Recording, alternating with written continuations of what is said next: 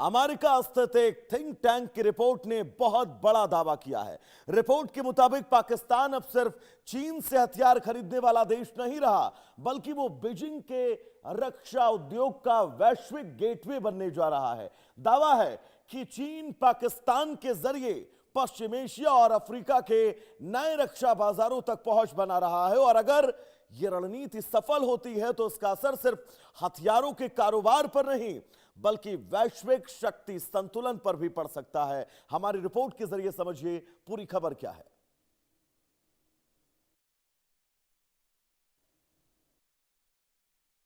दोस्ती, रणनीति और हथियारों का कारोबार।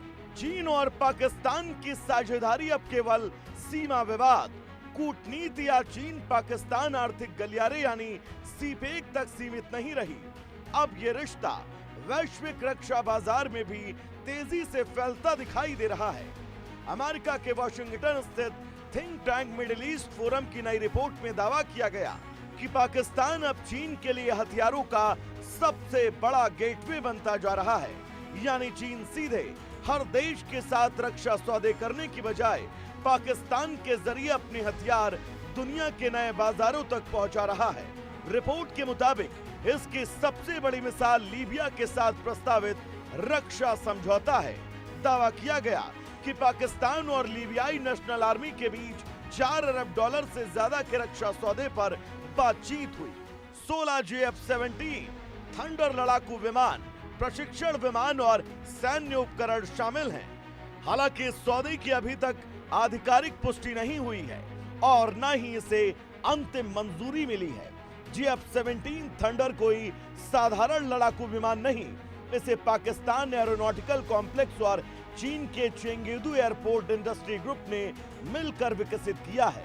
विमान के अधिकांश एवियोनिक्स, रडार, हथियार और मिसाइल प्रणालियां चीन की तकनीक पर आधारित है।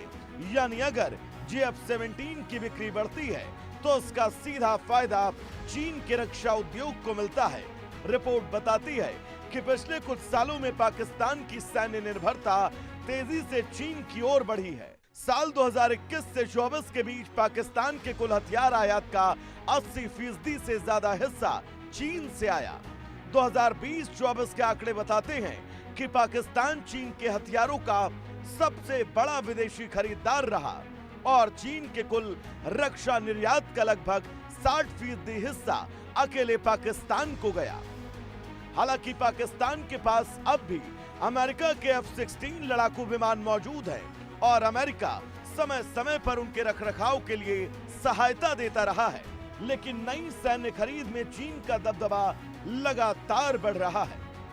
JF-17 लड़ाकू विमान, CH और विंग लुंग श्रृंखला के drone, HQ-9 air defence system, SH-17 हावित्जर तोप, VT-4 टैंक और कई नौसैनिक रक्षा प्रणालियां अब पाकिस्तान की सैन्य ताकत का अहम हिस्सा बन चुकी है। रिपोर्ट के मुताबिक पाकिस्तान अब सिर्फ चीनी हथियार खरीद नहीं रहा, बल्कि उनकी मार्केटिंग और निर्यात में भी साझेदार बन रहा है। हाल के महीनों में पाकिस्तान ने इराक, बांग्लादेश, इंडोनेशिया, सऊदी अरब, लीबिया, मोरक्को, नाइजीरिया, सूडान और इथियोपिया जैसे देशों के साथ रक्षा सहयोग बढ़ाया। चीनी मीडिया का दावा है कि इनमें से कई देशों के साथ JF-17 लड़ाकू विमानों को लेकर बातचीत चल रही है। हालांकि अधिकांश सौदों पर अभी अंतिम मुहर नहीं लगी। विशेषज्ञों का मानना है कि चीन की रणनीति सिर्फ हथियार बेचने तक सीमित नहीं है। पश्चिम एशिया और अफ्रीका के कई देशों के रक्षा बजट सीमित है, कुछ देशों पर अंतर्राष्ट्रीय प्रतिबंध है और कई देश पश्चिमी हथियारों की ऊंची कीमत या राजनीतिक शर्तों से बचना चाहते हैं। ऐसे में चीन अपेक्षाकृत कम लागत वाले हथियारों के जरिए इन बाजारों में अपनी पकड़ मजबूत करना चाहता है और पाकिस्तान इस रणनीति का अहम हिस्सा बन रहा है। चीन सीधे हर देश के साथ रक्षा समझौते करने की बजाय पाकिस्तान को एक भरोसेमंद साझेदार के रूप में इस्तेमाल कर रहा है। इससे चीन को न सिर्फ अपने रक्षा उद्योग का विस्तार करने का मौका मिलेगा, बल्कि पश्चिम एशिया और अफ्रीका जैसे रणनीतिक क्षेत्रों में राजनीतिक और सैन्य प्रभाव बढ़ाने का मौका भी मिलता है। हालांकि चीनी हथियारों के सामने गुणवत्ता, अमेरिकी और नाटो प्रणालियों के साथ अनुकूलता, रखरखाव और अंतर्राष्ट्रीय प्रतिबंध जैसी चुनौतियां अब भी मौजूद हैं। फिलहाल इस रिपोर्ट पर पाकिस्तान या चीन की ओर से कोई आधिकारिक प्रतिक्रिया सामने नहीं आई। वहीं लीबिया समेत कई संभावित रक्षा सौदों की भी स्वतंत्र पुष्टि नहीं हुई। लेकिन अगर ये रणनीति आगे बढ़ती है तो पाकिस्तान केवल चीन का रक्षा साझेदार नहीं रहेगा, बल्कि बीजिंग के वैश्विक रक्षा नेटवर्क का सबसे अहम केंद्र बन सकता है। और तब सवाल सिर्फ हथियारों के कारोबार का नहीं होगा, बल्कि बदलते वैश्विक शक्ति संतुलन, नई सैन्य कूटनीति और चीन के बढ़ते भू राजनीतिक प्रभाव का भी होगा। Bureau report, India news.